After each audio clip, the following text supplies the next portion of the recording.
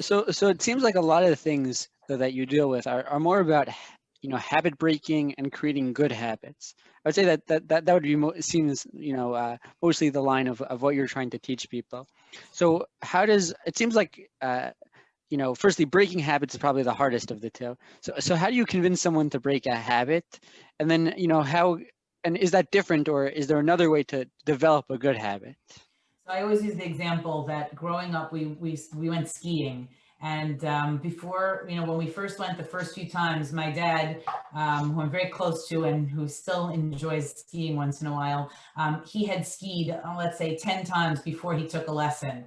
And by the time he went in for that lesson, it was too late. He had already, in those 10 times, developed, poor ski habits that now needed to be unraveled and retaught. And you kind of always just go back to what you do. So the only thing I would tell people who are not young and starting out is they must have patience. They have to, they say with women when they're pregnant, it takes 9 months to put it on, it takes 9 months to put it off. To take it off. If you took 20 years to develop a bad financial habit, it's not going to happen overnight. You're not going to wake up tomorrow morning and be debt free. And you have to be willing to stick it through that time where you're going to be able to improve your habits and improve your numbers. And a lot of it is, like you said, it's the two words I use are aware and deliberate. I want people to be aware. Once they've met with me, they can never be unaware again. That naive, hey, I don't really know what's going on.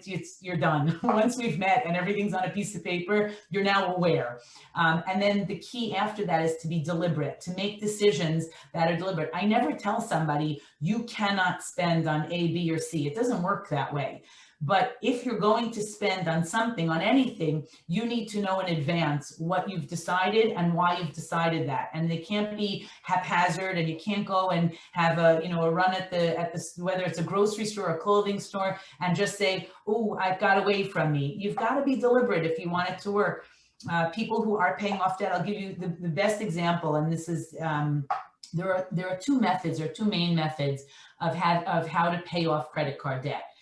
Either you can pay them off the highest interest rate card to the lowest, or you can pay them off the smallest debt to the largest. Now, if you want to look at pure numbers, it makes more sense to pay off your higher interest rate cards first and then your lower. Why would you pay off a card that's at 12% before you're paying off a card that's at 24%?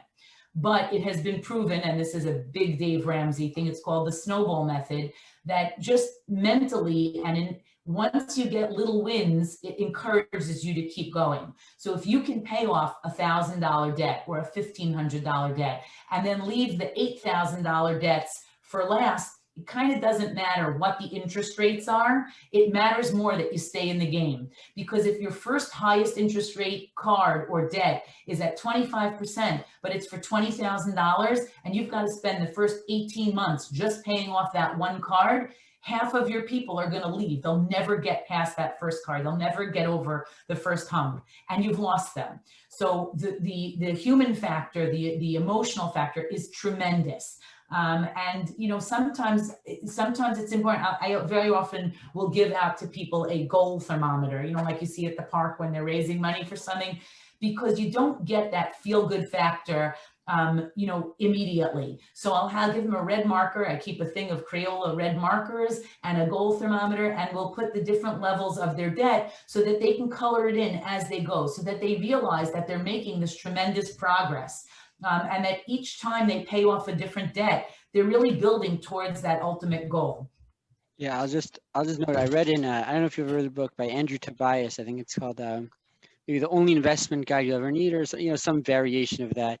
So something very interesting he mentioned was that often when he deals with people who are in large financial debt, usually he'll tell them, even though it makes more sense to pay off the high interest as opposed to whatever you might make in the stock market or savings, he says he always tells them to open up a small mutual fund, a small account, put in a little bit, just so they see that they're building something. Even though it makes if you do the math out, it's they'll be making a lot more time the other way. I liked how you addressed that human factor, the idea that that it's not just, we're not just dealing with robots who are going to be able to do it, but people are going to end up trailing off in another direction. So you need to give them sort of encouragement. I find that concept very interesting. It's exactly. And also one of the things, we look back, let's take it a step further. I did my first budget when I was 7 years old. My accountant, dad, and my mom gave us a piece of paper and said, okay, write down all of the things you need and how much you think they're going to cost. And we were literally like in 3rd grade, and everyone else was just going shopping with their parents. And I was writing 3 skirts, 4 shirts, and just that exercise, thank God it was done in a very, warm and loving way. And it wasn't like, we can't buy you clothes, but the fact of going through and thinking that through and saying, wait, how much do I need? Do I need 7 skirts? If I see 7 skirts in the store that I like, do I need all of them? How can you, as a